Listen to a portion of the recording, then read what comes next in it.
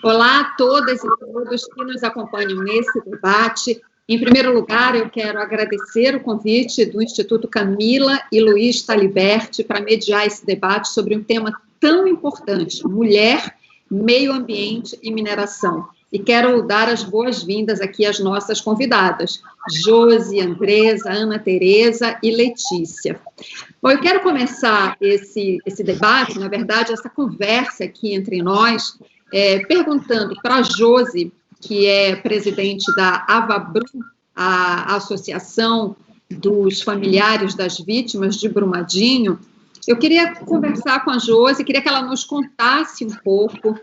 Bom, em primeiro lugar, qual foi o impacto dessa tragédia sobre ela, né? O impacto que ela sofreu, a perda da irmã, da sobrinha, e como esse impacto fez com que ela se encontrasse com essa luta, né? Essa luta de resistência pela reparação dos danos de imensa magnitude dessa tragédia. Queria então, Josi, que você compartilhasse conosco um pouco dessa sua experiência. Olá a todos e todas, né? Primeiramente, agradecer a oportunidade, né? Nós sempre queremos falar, né, sobre esse crime, essa tragédia que ceifou 272 vidas de uma forma extremamente trágica, né? A nossa luta começou em torno aí de uns 30 dias após o crime, né, após o dia 25 de janeiro. Nós não tínhamos informações, né, dos nossos amados, então a gente começou a mobilizar pessoas, a gente começou a se aproximar. Eu me aproximei da Andressa, da Josiana Rezende, que é a Jojo, e com isso a gente foi aproximando, né, várias famílias e se organizando para a gente ter a informação que a gente, naquela época, a gente mais queria, que era ter notícias dos nossos, onde estavam. Na nossa cabeça ainda existia possibilidades de ter vida, né? Então a gente foi se encontrando e travando várias batalhas daquele dia em diante. Na tragédia, né, eu perdi a minha irmã, Eliane Melo, engenheira civil de 39 anos. Ela estava grávida de 5 meses da Maria Elisa, né? Eu perdi também em torno de 160 amigos, porque eu trabalhava naquela mina, né? Eu trabalhava na mineradora há quase 15 anos, né? E perdi toda a minha equipe de trabalho diária, né? Eu tirei 5 dias de férias para poder ter mais tempo para ficar com a Maria Elisa quando ela nascesse. Então, toda a minha equipe, de uma hora para outra, perdi todo mundo. Então, quando foi ali, né, passado aqueles 30 dias de choque, de desespero, nós começamos a nos reunir, fomos atrás do Ministério Público para a gente ter informações, né, ter informações repassadas por aqueles que estavam buscando, que eram os bombeiros, o IML, né, e de lá para cá a gente começou a travar várias batalhas, né, a gente fez várias manifestações com relação ao IML, que na época faltava estrutura, faltava equipamentos para poder fazer a identificação das pessoas, né, que ali eram encontradas pelos bombeiros. A gente fez lutas várias lutas, né, para que as buscas continuassem, para que os bombeiros tivessem todos os recursos necessários ali à disposição, para que nada tivesse impacto, né, com relação aos encontros. No meio disso tudo, né, questão dos encontros dos bombeiros e do IML, a gente começou também a frequentar reuniões do Ministério Público do Trabalho, que falava sobre as questões das indenizações, né? Então, assim, a gente começou a se tornar referência de outras famílias, porque a gente conseguia, né, não sei como até hoje, a gente conseguia ir em todas as reuniões, e foi muito importante essa nossa participação e relato, né, de todas as coisas que a gente estava passando, de todas as retaliações que a gente passou nesse momento e de todas as violações de direitos que a gente estava, né? Então, assim, a associação, ela foi se fortalecendo, foram chegando familiares, a gente foi virando referência E de uma forma muito natural, em agosto do ano passado, né, nós fizemos uma assembleia e a associação foi formada, né? Nós vamos conhecer aqui também a Andressa, que estava participando. Tudo isso, a questão de ter uma associação registrada, surgiu de uma viagem que ela fez para representar os familiares na ONU, e lá ela não foi reconhecida como familiar, né? Ela foi colocada como familiar informal, porque não tínhamos um CNPJ, não tinha uma associação. Então, a gente se deparou com essa necessidade, né? E a gente criou a associação, foi feita a 4 mãos, né? Todos os familiares foram convidados a participar para a gente poder criar o estatuto, fazer a eleição lá da comissão, da diretoria, né? E acabou que essa comissão que estava à frente desde março, né? Não sei se porque todos os familiares conheciam a gente, acabou que a mesma comissão que estava lá desde o início, ela foi efetivada como diretoria da Avabrum. Josi, vocês já conseguiram hoje, quer dizer, passado 1 ano e meio dessa tragédia, já se sabe exatamente quantas são as mulheres que ficaram viúvas, as crianças órfãs, a gente sabe o número de vítimas, né? Mas das vítimas, das pessoas que morreram, mas tem as vítimas que ficaram, que sobreviveram. E a gente queria entender um pouco melhor esse cenário. Vocês procuraram saber isso junto à empresa? Qual foi a reação da empresa a esse pedido de informação, para que vocês possam, como associação, ter esse quadro, esse cenário, digamos assim, do impacto verdadeiro, né, dessa tragédia? Então, Cris, na verdade, são 272 vítimas, né? Legalmente, são 270 vítimas. As 2 crianças nascituros, nós consideramos como vítima, mas legalmente elas ainda não né, estão em processo ainda de reconhecimento. Mais uma violação, né, ao direito da mulher. Abortar é crime. E a questão dos nascituros, a gente está tendo que batalhar para que essas crianças sejam reconhecidas como vítima. Foram 61 mulheres vítimas desse crime e 211 homens, né? Mas essa questão dos dados censitários, por exemplo, de quantas viúvas ficaram, quantos órfãos, qual que é a faixa etária desses órfãos, que também é muito importante, se eles são maiores de 18, menores de 18, quantas mães, qual que é a idade, né, aproximada dos pais, né, que a maioria é idoso, né? Então, assim, essas questões dos dados censitários nós ainda não conseguimos. Nós solicitamos isso para a empresa, nós solicitamos o apoio a isso ao Ministério Público do Trabalho, né? E nós ainda estamos na luta para conseguir todas essas informações que até o momento não nos foi passado. Que é uma informação muito importante, né? Isso tem que ser bastante cobrado da empresa. Em algum momento, eu tenho certeza que nesse processo de luta e de resistência da Avabrum, vocês vão conseguir esses dados para que as devidas responsabilidades sejam cobradas, né? Queria falar agora com a Andressa, queria também que a Andressa falasse para a gente um pouco do impacto que essa tragédia teve na vida dela, e aproveitando a informação que a Josi deu, né, sobre esse evento que você participou na ONU, que você contasse para a gente como foi isso, né, esse processo, inclusive, em que você foi considerada, digamos assim, né, uma vítima informal, digamos assim, né? Explica para a gente como foi isso, Andressa. Boa tarde a todas, é um prazer e uma honra estar aqui hoje, junto a esse grupo tão seletivo para discutir tema extremamente relevante, que são as mulheres, meio ambiente e mineração. Agradecer ao Instituto Talibert pelo convite e dizer que esse crime ele trouxe um impacto que é para o resto das vidas, das nossas vidas.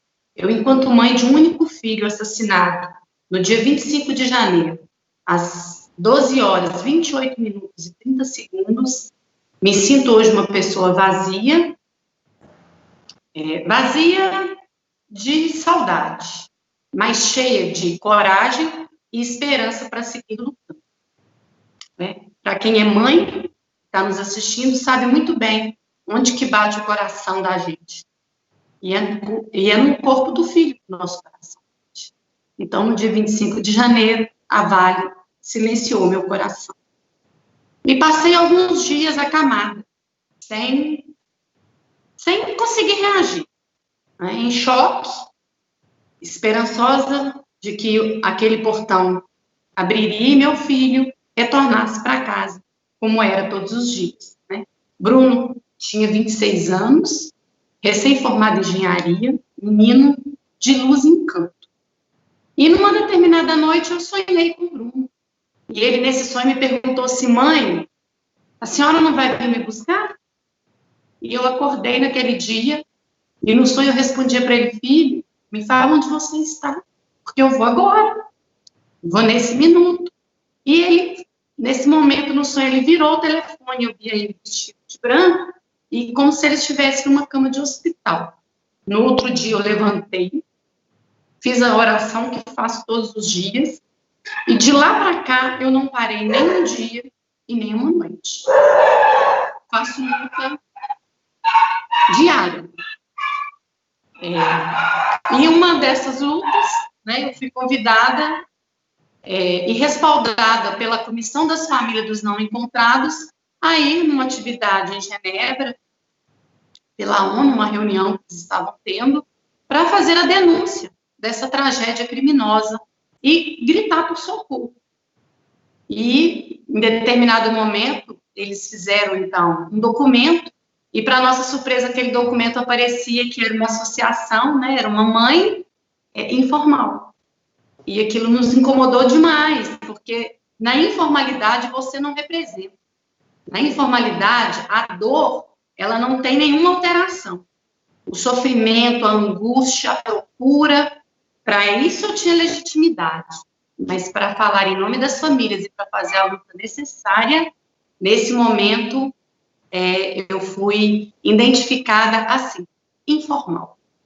E ao retornar, né, trazendo a ata, trazendo ali a bandeira de luta também, nós nos organizamos e fundamos, então, em 9 de agosto, a AvaBrum, que é a Associação dos Familiares de Vítimas e Atingidos do Rompimento da Barragem do Córrego do Feijão, em Brumadinho. A AvaBrum, associação que tem extremo orgulho em fazer parte, porque eu vejo nela a bandeira de luta, a bandeira de escuta e a representatividade que as famílias necessitam para continuar honrando as nossas joias. E essa associação, ela traz bandeiras que são nosso lema de luta e de busca, né? Que é por justiça, que é por direito, que é pela construção do memorial e que é, em primeira, como forma prioritária, o encontro das 11 joias. Porque esse luto, essa luta, essa busca, ela não acabou. Nós permanecemos presos à lama do dia 25 de janeiro. Andresa, muito importante esse teu depoimento, porque mostra, né, a importância da organização para a resistência, né, para a luta. Então, isso mostra como as mulheres, enfim, as vítimas, que vocês também são, por serem parentes dos que morreram, mostra como essa luta de vocês está só no começo e como ela é importante, né? Muito, muito interessante esse teu depoimento.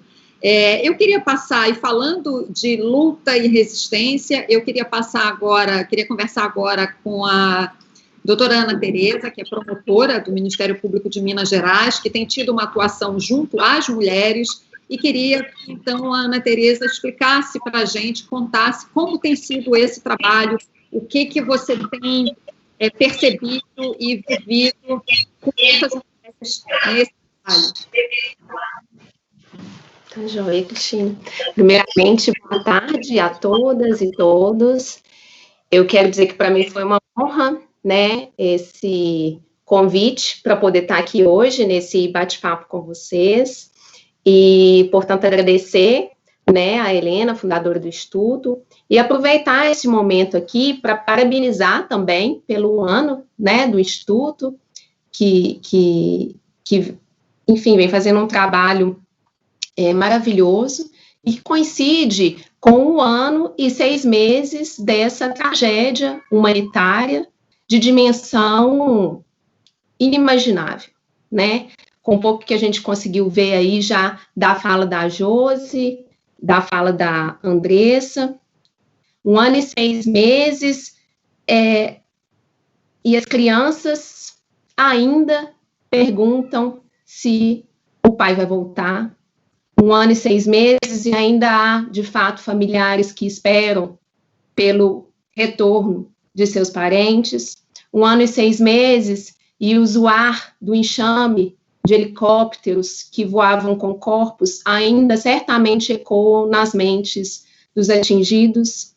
1 ano e 6 meses, e ainda há familiares que, como bem dito aí pela Andressa, ainda esperam pelo encontro de suas joias, em um luto que não chega e que, ao mesmo tempo, é permanente, pelo que eu venho acompanhando dessas famílias. 1 ano e 6 meses, e embora possa ter se apagado um pouco do noticiário nacional e internacional, em Brumadinho o desastre é ainda muito presente e é vivido diariamente por todas essas pessoas que foram atingidas por esse desastre, que ainda se organizam em manifestações que, por vezes, a empresa tem tentado abafar e tem tentado calar. Então, parabéns ao Instituto por dar voz a quem ainda precisa de falar, a quem ainda tem muito a falar, como disse a Josi, e a quem ainda grita e clama pela justiça. Bom, eu atuo em Brumadinho desde o desastre, né, no rompimento das barragens, e acompanho de perto a luta de todas as pessoas que foram atingidas pelo desastre. E, de fato, a gente nem precisa tecer comentários da magnitude, né, desses danos, de uma lama que engoliu pessoas, engoliu casas, engoliu plantações, propriedades rurais, vegetações, animais, e engoliu junto com ela projetos de vida, modos de vida, lazer, sonhos, memórias individuais e coletivas, enfim, engoliu, como disse a Josi, 272 vítimas. Essas 272 pessoas não podem, com o passar do tempo, virar estatística. Elas eram joias, como aqui a Josi e a Andressa falaram muitas vezes. São pessoas que ainda vivem na memória desses familiares e que devem ser lembrados todos os dias. Bem, durante a luta, né, pela reparação dos danos, enquanto promotora de justiça da comarca, eu pude ver as facetas, as diferentes facetas, né, desse dano, que hoje está representada em dificuldade de sono, angústia, depressão, um luto coletivo sem tamanho.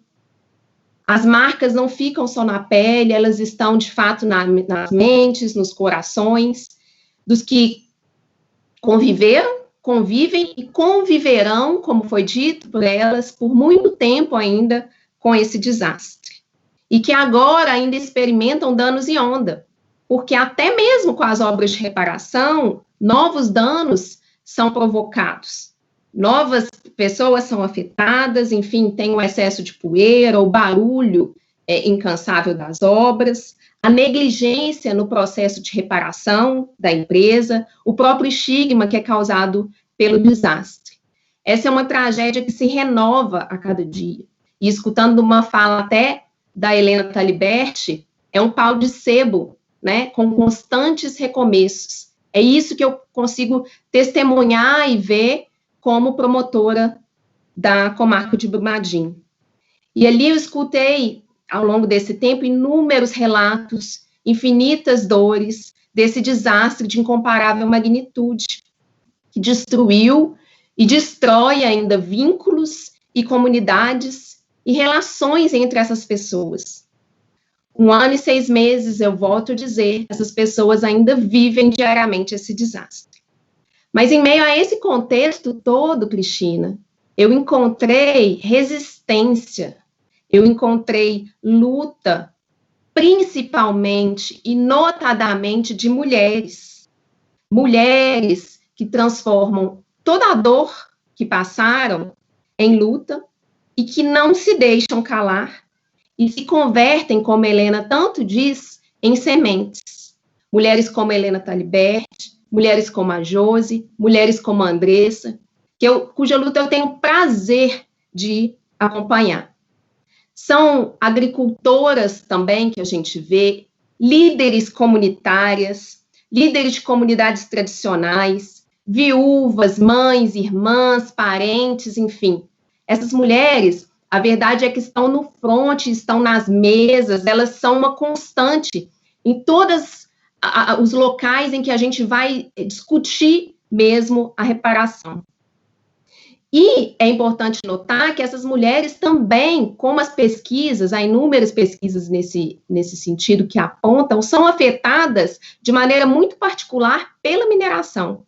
E em Brumadinho, é importante a gente dizer, nós temos mais, cerca de 30 barragens de mineração. Hoje, 6 dessas barragens, não apenas da Vale, né, estão em risco só em Brumadinho, né? E essa é uma realidade de Minas Gerais. O que fazer diante disso? Atuando ali como promotora de justiça e juntamente também de outras colegas que atuavam no caso, a nossa sensação ali é de que é indispensável e necessário um olhar especial para essas mulheres. E aí, é nesse contexto de percepções, da necessidade desse olhar especial, diferenciado, que nasceu um projeto social, então, que foi criado e instaurado no âmbito do Ministério Público, que a gente denominou de Nós por Todas.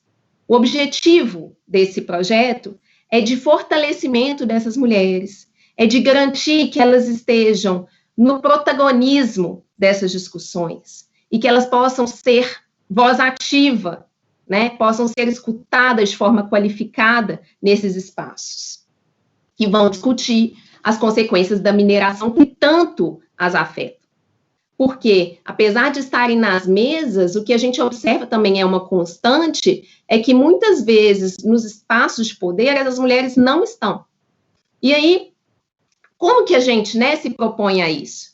A gente tem feito, né, primeiro você trabalha a mobilização e a identificação de lideranças locais, né, com o objetivo, então, de que a gente consiga agregar e chamar essas mulheres, e ali a gente realiza rodas de conversa. Nessas rodas de conversa, a gente tem a possibilidade de fazer uma escuta qualificada dessas mulheres, e ali elas podem, juntas, consensar e falar sobre as suas necessidades, os seus anseios e os seus projetos. A gente trabalha também com a identificação, então, dos equipamentos públicos que vão poder ser utilizados e das instituições parceiras que vão poder trabalhar junto para a apresentação dos projetos e avaliação por essas mesmas mulheres, para que, selecionados os projetos, a gente possa, então, estabelecer um cronograma e, enfim, executá-los. Nessas rodas de conversa, Cristina, eu escutei muito, né? E eu jamais esquecerei, eu posso dizer, apesar de a gente sempre diz que nesses processos circulares, né, eu sou uma facilitadora, a gente nunca sai igual. Mas especificamente nessas rodas de conversa de Brumadinho, de que eu participei, jamais esquecerei de tanta dor e de tantas histórias que eu tive a oportunidade de escutar ali.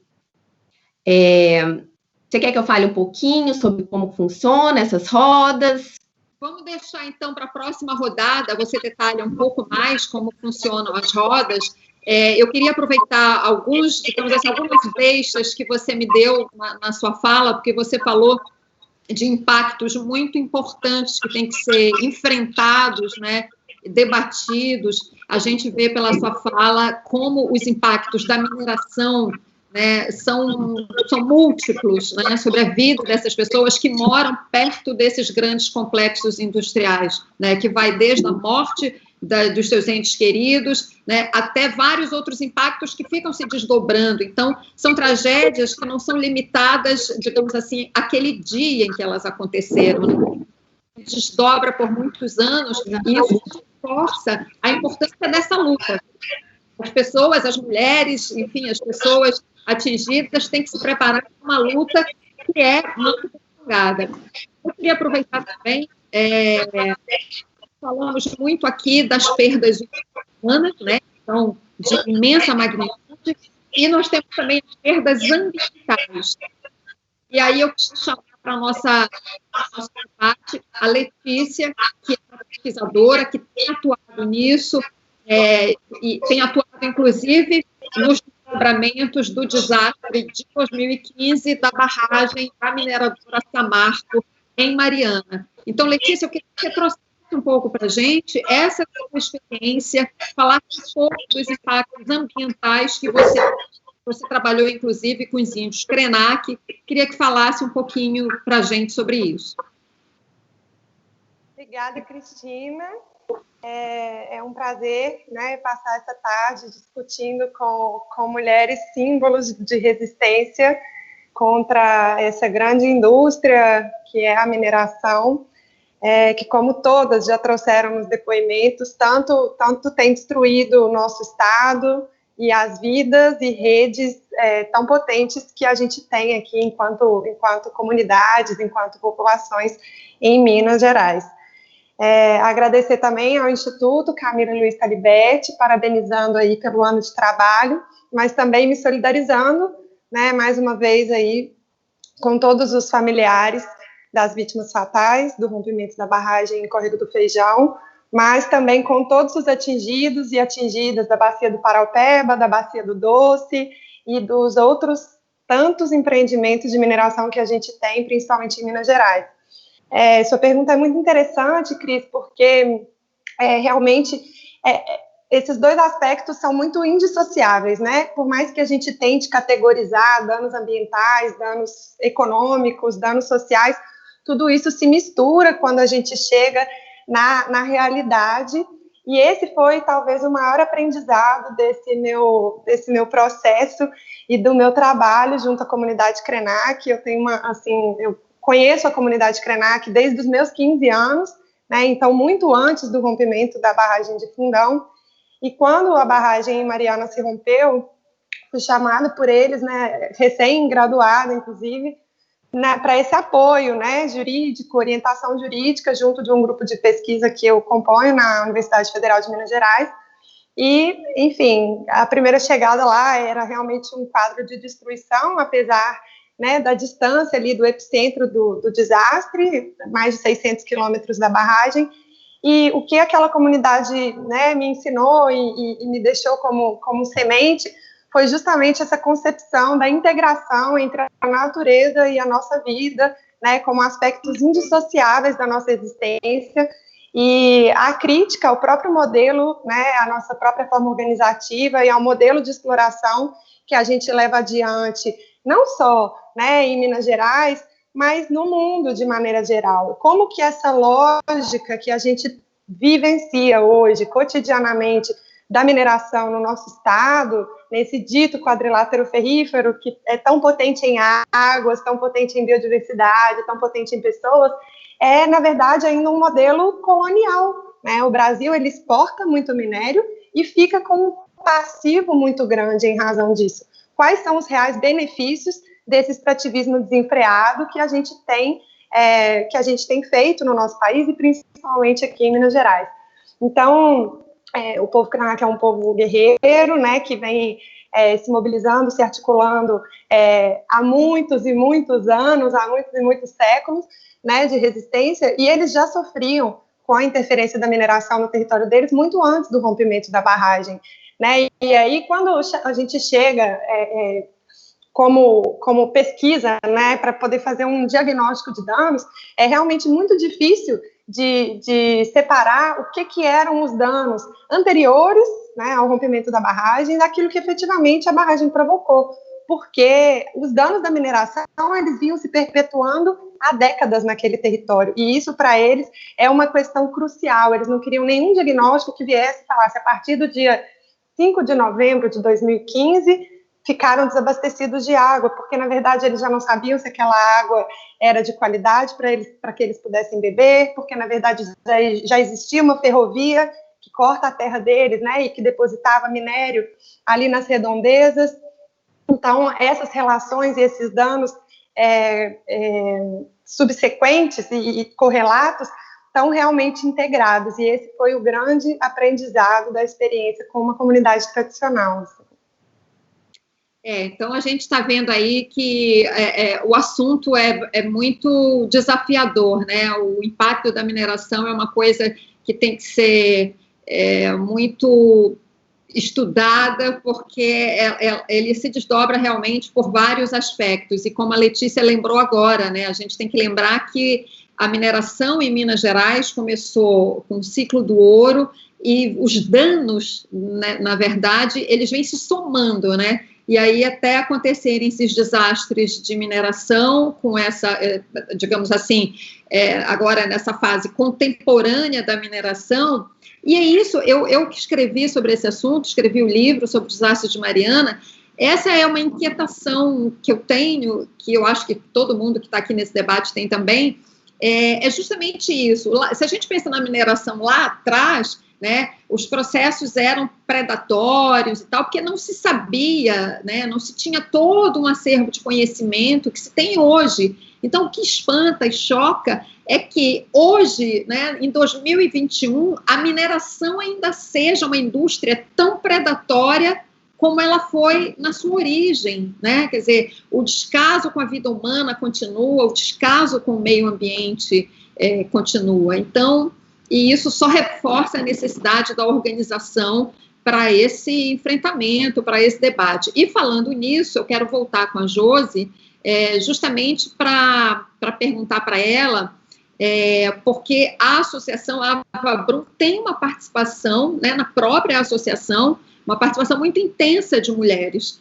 né? As mulheres não são só vítimas, e bota só aí entre aspas, as mulheres têm se mostrado ativas nessa luta, com essa representatividade na luta, e eu queria que a Josi, então, falasse um pouco mais para a gente sobre isso, lembrando, Josi, que nós tivemos uma conversa anterior, e que você falou do seu despertar para a luta, né, e que você ficou sabendo até do exemplo das mães da Praça de Maio, na Argentina, que lutam lá por outro motivo, mas que é um exemplo também de luta. Então, eu queria que você falasse para a gente sobre isso. Sim, Cris, na verdade, a nossa associação hoje ela é composta, né, os associados, em torno de 80% dela é composta por mulheres. São mães, viúvas, irmãs, né? Então, assim, a maioria são mulheres que estão frente à luta, né? Na nossa própria diretoria, hoje nós temos 10 mulheres, né, e um homem, né? E um homem. Nessa trajetória toda de luta, né, o Sérgio, né, que é o nosso tesoureiro na diretoria, ele tem se juntado também muito com outro pai, né, que é muito presente, muito atuante na AvaBrum. É o pai da Juliana Rezende, que ainda não foi encontrado. E, assim, é um exemplo de luta para todos nós, sabe? Mas a grande maioria são mulheres que... São mulheres guerreiras, né, que não sabiam desse conhecimento de lutas, né, que nunca tinham lutado na questão do âmbito da política, de questão social, e que se viram, né, se acordaram numa fase que é extremamente importante fazer a luta, né. Um dos exemplos que, assim, eu falo muito, que quando tinha, acho que 7 meses após a tragédia, a gente estava numa missa celebrando uma Eucaristia, completando 7 meses, o bispo que estava redigindo, né, fazendo a celebração, ele comentou conosco sobre a questão das mulheres de maio, né, das praças de maio.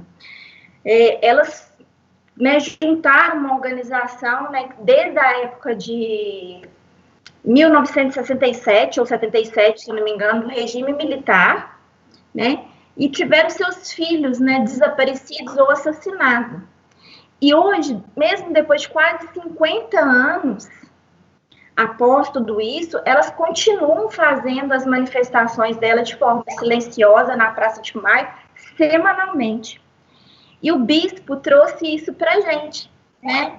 E ele perguntou à Norita, a Norita, que é uma das fundadoras, até quando que ela continuaria essa luta, né? Porque as famílias com 7 meses já estavam cansadas, né? Foi uma mistura de emoções muito grande. Então, as famílias já estavam muito cansadas. E aí a Norita respondeu para ele, hasta quando? Hasta sempre.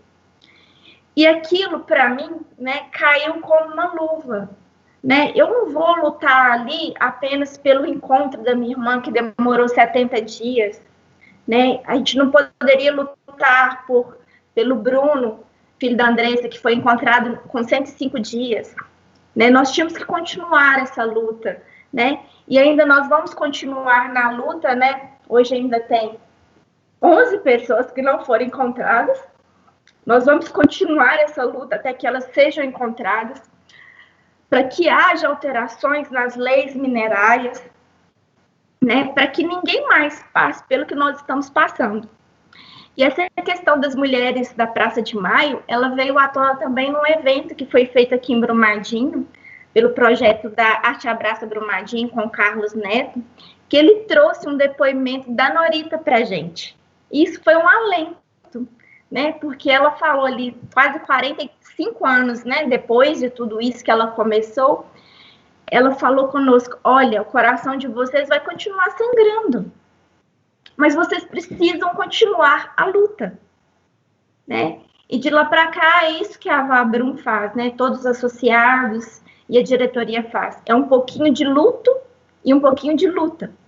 Porque não é fácil estar na frente de uma luta dessas com o coração totalmente rompido, né? Então, é isso que nós nos tornamos. É um pouquinho de luta e um pouquinho de luto para que a gente possa conseguir honrá-los. Josi, deixa eu aproveitar, você mostrou as fotos, né, dos que ainda não foram encontrados. Sim. Mostra também e bota na frente do seu rosto para a gente poder enquadrar bem a foto da sua irmã e da sua sobrinha, para que a gente possa visualizar bem. Bota assim bem na frente do teu rosto. Isso. Essa é minha irmã, né, Eliane, de 39 anos, e sua bebezinha, de 5 meses, a Maria Elisa.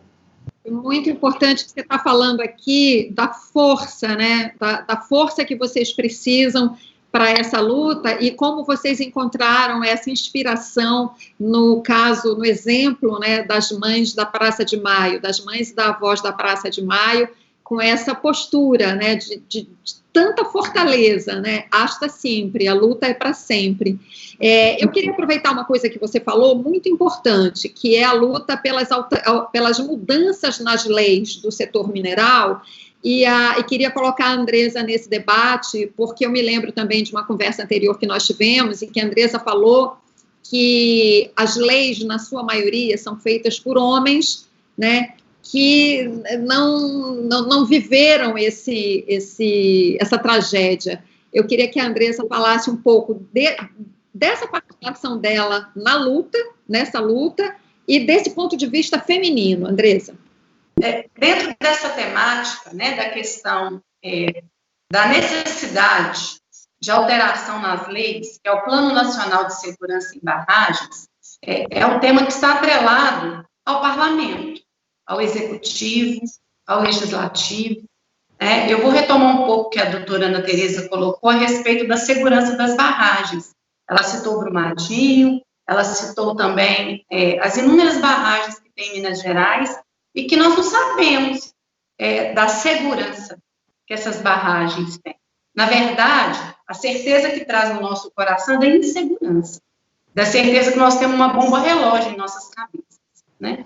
Então, eu penso do desafio de alterar e de aprovar essas leis o quanto antes, para que o crime cometido em Brumadinho, ele não se repita, para que a dor dessas 272 famílias não se repita, porque ali foram 272 corações calados e milhares de pessoas que vão carregar isso para o resto de suas vidas. Né? Então, eu moro em Mário Campos e eu convivo com a questão da mineração predatória há anos. Eu só vejo esses trens passando para lá, para cá, deixando poeira, deixando doença, deixando rastro de destruição. E enquanto não teve a ruptura da barragem em Mariana, e agora mais latente ainda em Brumadinho, não consegui imaginar quão prejudicial a falta de leis que enrijecem a exploração do minério. Né? O minério ele é um bem que não é renovável. Onde ele está, só sobrevive ele mesmo. Então, em um momento ou outro, esse bem, ele acaba. E o que fica? Né? Então, nesse âmbito hoje, enquanto parlamentar, eu percebo o quão as pessoas são refém dessa mineração. As pessoas ficam refém porque elas têm medo de perder o emprego, elas têm o medo de perder a sua renda. Então, isso faz com que nós nos tornemos, assim, vítimas mesmo dessa exploração mineral. Qual é o caminho, então, para a gente conviver com mais harmonia e preservando o que há de mais essencial, que é a vida? Nós precisamos do emprego, nós precisamos da renda, nós precisamos, né, disso para continuar vivos. Mas sem CPF, não há mineração, sem CPF, não há conquista de bem, porque sem a vida, acabou tudo. Né? Então, eu penso que hoje nós precisamos ter mais agilidade quando o tema se trata de vida, quando o tema se trata de Plano Nacional de Segurança em Barragens. Essa é a nossa esperança para que haja, de fato, responsabilidade. Hoje, o parlamento, tanto o executivo quanto o legislativo, né, não só o parlamento, ele é composto por sua maioria de homens.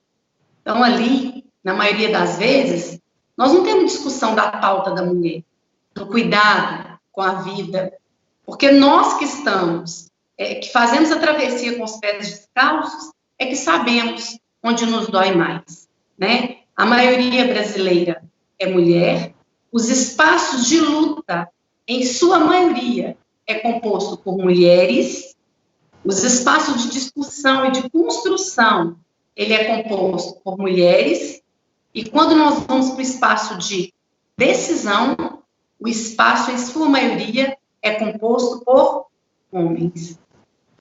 Então, nós precisamos muito rever esse papel, de fato, na mulher em toda a sua cadeia, para que as políticas públicas, para que esse Plano Nacional de Segurança de Barragens, para que tantas outras mudanças necessárias, elas aconteçam tendo esse olhar, né? O olhar do cuidado com a vida, o olhar do cuidado com a cidade, com o país. Eu trago hoje uma reflexão a respeito desse olhar, desse cuidado. Se nós não fizermos as mudanças necessárias agora, quantas mortes mais nós teremos por rompimento de barragens? Quantas mortes mais serão necessárias para que a vida ela esteja em primeiro lugar na mídia, nas leis, no cotidiano das pessoas, em todos os lugares? Vamos relembrar Brumadinho, no dia 25 de janeiro, até uns 30 dias após. Era difícil de entrar e sair naquela cidade. Veja Brumadinho hoje. Veja as notícias. Onde circulam? Então, não é possível, se não é aceitável que haja outros rompimentos de barragem, outras questões vivenciadas, outros crimes para que a gente aprove as leis necessárias para o cuidado e manutenção do bem mais precioso, que é a vida. Andresa, a legislação está sendo discutida no Congresso Nacional e esses dois desastres, Mariana e Brumadinho, eles realmente mostram, né, escancaram a necessidade de ter uma legislação rigorosa com as barragens e que a fiscalização também seja rigorosa. Não basta ter a legislação, tem que ter o cumprimento dela, a fiscalização para ver se ela está sendo cumprida.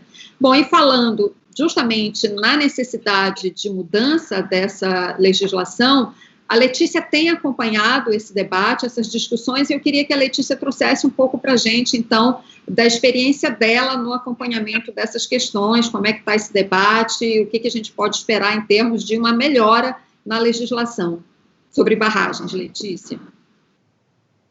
Todas as colocações da Andresa são essenciais, assim, né? A gente, em termos de reparação, a gente não pode pensar em relação a essas graves violações de direitos que a gente verifica nesses casos, apenas em restituir a situação em que as pessoas se encontravam antes. A gente também precisa pensar na alteração das circunstâncias estruturais que foram capazes de gerar, né, esse quadro de destruição. E uma das formas de fazer isso é justamente através dessas alterações legislativas.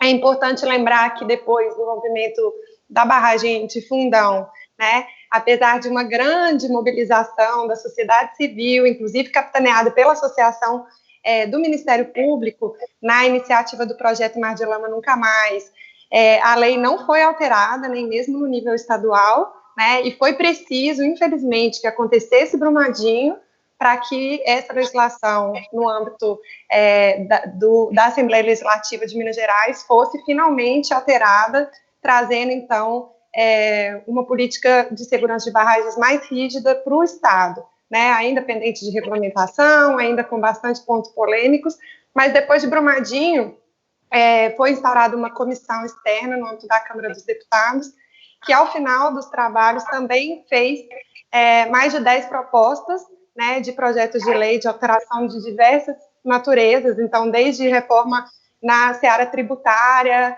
na seara da política de segurança de barragens, uma política nacional de atingidos por barragens, um incremento penal, né, também na responsabilização aí dos responsáveis, enfim, e infelizmente a tramitação desses projetos não avançou muito, né, alguns deles foram votados na Câmara dos Deputados, mas 5 deles continuam parados no âmbito da Câmara dos Deputados e a tramitação no Senado também não avançou muito. O que seria importante, né, para além dos pontos já garantidos na legislação estadual, na Lei 23.291, seria realmente, como você menciona, Cris, o fortalecimento aí dos órgãos de fiscalização do Estado, né, um incremento e a chamada de responsabilidade para o próprio poder público da fiscalização das estruturas ou das atividades de mineração e a garantia de independência dos estudos. Não é possível, não é admissível que as barragens ou que os estudos de projeção de impacto sejam feitos por aquele que causa o dano. Né? Qual é o grau de confiabilidade que a sociedade civil tem, né, a essa altura, em uma atividade que é predatória, que é destrutiva, e no final das contas, o poder público não tem as informações consolidadas, não tem bases confiáveis de dados, porque todas elas estão baseadas na autodeclaração do empreendedor. Isso tem avançado pouco a pouco, mas é preciso que a gente continue forte, unido e na resistência para ir além. Uma coisa que sempre me chama muita atenção, tanto no caso de Mariana quanto no caso agora de Brumadinho, é que a empresa ela tenta trazer para si, né, essa tarefa de dizer quem é ou quem não é atingido, ou quais são os danos que essas pessoas sofreram. E é muito claro que não cabe à empresa categorizar esses tipos de dano, né? Não existe uma hierarquia de dores, não existe uma hierarquia de danos. Cada dano é vivenciado, né? E as afetações são diversas, de diversas naturezas, e é preciso, então, também chamar a responsabilidade do poder público na gestão e na governança da política e do processo de reparação. Eu queria agora que a Ana Tereza, então, falasse para a gente do projeto das rodas de conversa, como é que tem sido esse processo de escutar as mulheres, e queria que você falasse também um pouco do impacto emocional que você deve estar observando na vida dessas mulheres, como muitas vezes esse impacto acaba se tornando uma doença também. Eu observei isso no caso de Mariana, um impacto que nem sempre é visível, né, mas que acontece e muito forte, provocando danos imensos para essas pessoas. Ana? Essa pergunta, assim, ela é muito emblemática, assim, nesse ponto, nesse aspecto que trata dessa questão da saúde mental, e que se manifesta, às vezes, em até outras dores no nosso corpo, né, e a pessoa pensa que está com um tipo de doença, e, na verdade, a doença, ela é ainda mais grave, porque ela é realmente mental. Em Brumadinho, a gente acompanha esse processo também, desse aumento na procura pelo tratamento da saúde mental, uso de ansiolíticos, né, foi aumentado, exigindo do município que se fortalecesse no âmbito da rede municipal para conseguir garantir esse atendimento. Há um procedimento, inclusive, no âmbito da promotoria, a respeito da saúde mental nas escolas, né, porque a gente tem situação ali de escolas em que uma sala de aula tinham inúmeros alunos que eram vítimas muito afetadas muito intensamente, porque tinham perdido ali pessoas muito próximas, né, no desastre. E nas mulheres, especialmente, eu fico admirada com a força que elas apresentam nessas lutas, mas a gente não pode esquecer dessa questão que fica por trás e às vezes invisível ali numa mesa, mas que na hora que você faz uma escuta mais qualificada, você vê. Eu não foi nenhuma nem duas vezes que eu estava atendendo uma mulher na promotoria de justiça e elas desabaram, né? E não só mulheres, né? Mas aqui falando especificamente das mulheres, isso acontece, né, com frequência. E nessas rodas, a gente pode experimentar e ver de forma muito direta a intensidade dessa dor e de como ela pode, de fato, afetar a mente. A gente fica preocupada um pouco com que, na linha do que disse a Letícia a respeito dessa questão da categorização da dor, porque esse desastre, ele é tão intenso e tão profundo e causa tantos danos que, além desses danos que ele provoca, o dia a dia ali, no convívio com esse desastre, no processo de reparação, ele gera, além da desagregação do tecido social que já tinha acontecido, uma acentuação das divisões nos territórios, né, de uma pessoa que se vê mais afetada pela outra, porque, de fato, elas são atingidas de forma diferente, mas passa a não reconhecer ali o dano do outro. E aí, nessas questões de indenização, que às vezes você não entende por que o vizinho levou X e a pessoa teve tanto, isso tudo gera uma desagregação ainda maior, né, daquilo que já tinha acontecido naquele momento com a tragédia por si só. Então, percebendo essas questões também, as rodas de conversa, elas foram planejadas para poder criar um fortalecimento do vínculo entre essas mulheres que são atingidas de formas diferentes, as viúvas, as mães, as irmãs, as mulheres que ainda lutam pela busca dos seus familiares, as agricultoras que perderam a sua forma, né, de garantir a sobrevivência, as mulheres de populações tradicionais, de comunidades tradicionais, como a Letícia bem falou, que são tão afetadas, aquelas que perderam ali o seu lazer, ou aquelas que têm que conviver simplesmente com esse fato de que agora Brumadinho não é mais a mesma, e como a Andressa disse, por um bom tempo não vai ser. É uma cidade que gira em torno de um desastre, uma tragédia enorme que aconteceu e por um bom tempo ainda vai girar. Então, como funciona, né, para poder explicar um pouquinho como funcionam essas rodas?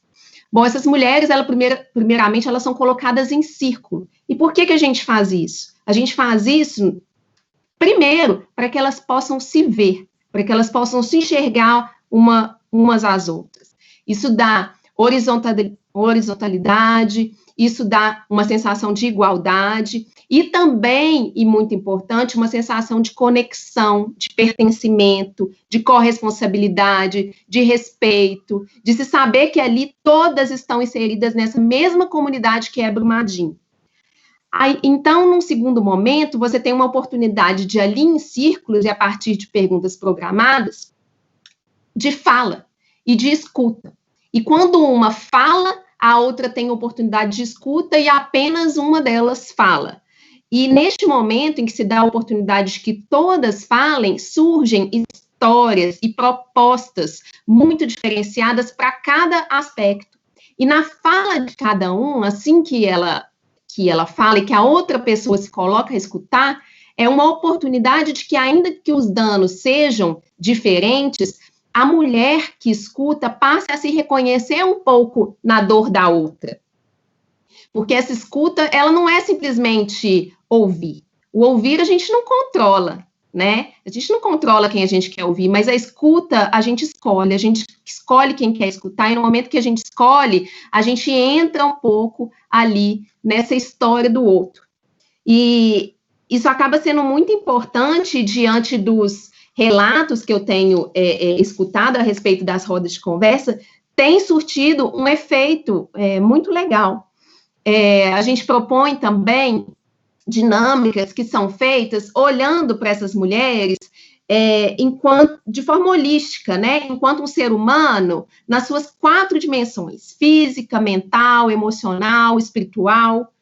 E por quê? Porque o dano, de fato, não adianta a gente achar, não, essa daqui só sofreu uma lesão. Não, mas ele afeta a pessoa como um todo. E é muito na linha que você está falando, ainda que de forma invisível. Então, ali a gente trabalha com atividades também de corpo, música, texto, de jogos criativos que são desenvolvidos por meio de parceiros também. A gente teve vários parceiros que se voluntariaram para fazer esse tipo de trabalho durante as dinâmicas, e isso ajuda a que essas mulheres estejam ali prontas e preparadas para, então, a gente, após, né, todos esses relatos, construir propostas. E saíram já muitas propostas, né, dessas mulheres a respeito do fortalecimento que elas mesmas querem, de capacitações enquanto para formação de lideranças, né, para replicação de atos que são praticados ali junto às comunidades. Enfim, elas pedem para que haja ofertas de grupos de estudos, de recapacitação. Muitas propostas já surgiram ali. E a partir do que elas se propõem e propondo não para elas mesmas, mas para o todo, né? A partir das decisões que elas tomam para todas, ou seja, nós por todas, a gente consegue construir, então, propostas que sejam efetivamente transformadoras dessa comunidade, né? Porque aí a capacidade de transformação que a gente vai ter, ela é muito mais intensa. Porque é fato, Cristina, né, e eu acredito que ninguém tem aqui uma resposta fechada do que fazer frente a todo esse desastre, frente a todos esses danos, frente a todas as questões emocionais, invisíveis, às vezes, que estão por trás. Respostas exatamente sobre o que fazer, além do endurecimento da legislação, e aqui eu quero só fazer um parêntese para dizer que o Ministério Público fez uma nota pública, inclusive em relação ao projeto de lei, com recomendações em razão da sua experiência, né, na atuação desses casos de Mariana, Brumadinho e de todas as barragens de Minas Gerais, de modo geral, recomendando, por exemplo, que não haja mais novas barragens em zona de autossalvamento, né, que se apresentem outras alternativas para a disposição de rejeitos com menos riscos que não as barragens, e é importante a participação, né, popular, como aconteceu da outra vez, para que, de fato, a gente tenha uma lei firme uma lei que proporcione a segurança da barragem da forma como deve ser. Mas, enfim, como eu ia dizendo, a gente não tem as respostas. O que eu vou ter aí nesse caso e da roda de conversa é uma premissa básica de que eu propicio com a roda de conversa gerar opções criativas ali e essas próprias mulheres é que vão decidir, então, o que elas querem, o que elas propõem, juntamente com uma rede de parceiros que a gente tenta articular para poder criar saídas, né? Para poder criar alternativas de enfrentar todos esses impactos da mineração, que foi relatado aqui por todas as participantes dessa conversa. A luta conjunta, ela é de fato muito mais forte, e daí a importância dessas rodas, ao meu ver. Num processo de reconstrução, então, com a participação comunitária, que seja mais efetivo. Pouco a pouco, a gente vai chegando nos resultados. É isso aí. Eu acho que, bom, infelizmente o tempo do nosso debate está acabando, mas eu acho que ficou muito claro aqui que o importante é o fortalecimento da solidariedade, é o pensar coletivo, né? E essas respostas que a doutora Ana Tereza estava falando, que a gente tem que buscar, essas respostas serão encontradas coletivamente, né? Eu acho que acho que essa é uma das grandes conclusões aqui do nosso debate. Antes de encerrar, porém, eu queria que cada uma de vocês se despedisse brevemente. É a nossa última rodada, então, Josi, por favor. Eu queria novamente agradecer a todos, né, ao Instituto Camila e Luiz Taliberti pela oportunidade de estar falando pelas 232 famílias aqui representadas pela Vabrum. E também falar que pedir, né, a todo mundo que lembre de Brumadinho, né, que não permita que Brumadinho caia no esquecimento, porque lá atrás, se a gente tivesse gritado por Mariana, talvez hoje a gente não estaria precisando gritar por Brumadinho. Então eu conto com todos, né, para que a gente possa continuar nessa luta de ressignificação e de alterações necessárias, né, para que a gente possa prosseguir. Obrigada.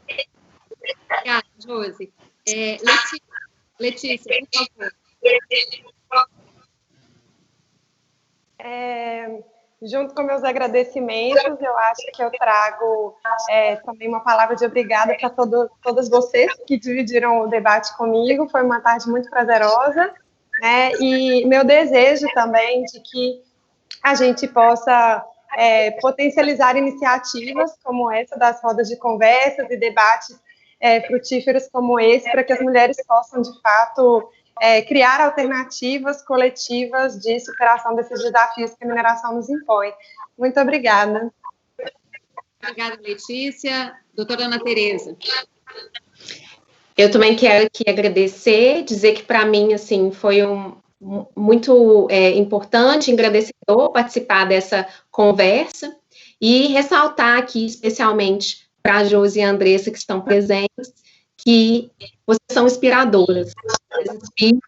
E eu já disse isso mais de uma vez, vocês fazem a gente realmente querer ainda mais. Continuem assim, né? A gente tem avançado nessas questões do espaço de memória e em tantas outras, por conta da força de vocês. Obrigada. E a gente termina, então, essa última rodada com a Andressa.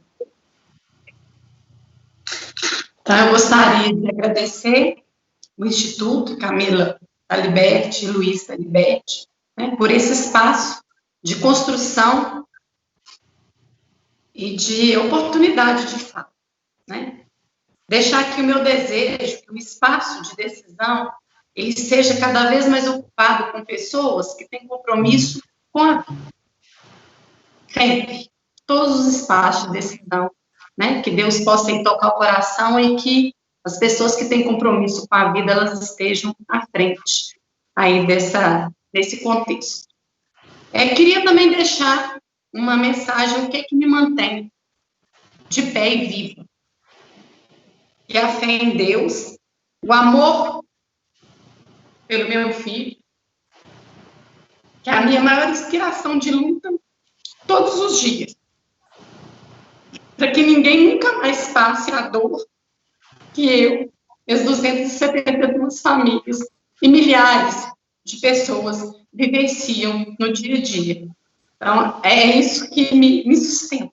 E a união, porque momentos como esse, né, compor uma associação como a Vabrum, e estar aí ajudando as famílias a erguerem, a lutar por justiça, pela busca de reparação, pelo encontro das joias, por dignidade.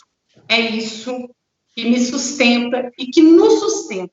Assim como a Ana Tereza colocou que nós somos inspiração, vocês também, mulheres de luta, né, como a Helena, que fundou esse instituto para dar voz às mulheres, para cuidar do meio ambiente.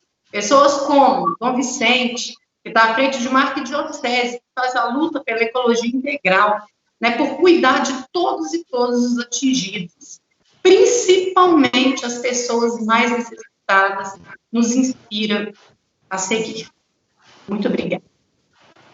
Obrigada, Andressa. Eu agradeço aqui a todas as nossas 4 debatedoras que nos trouxeram exemplos de muita força, resistência, solidariedade, e é isso que vai nos inspirar a seguir em frente. E agradeço especialmente ao Instituto Camila e Luiz Taliberti por ter nos proporcionado esse espaço de debate.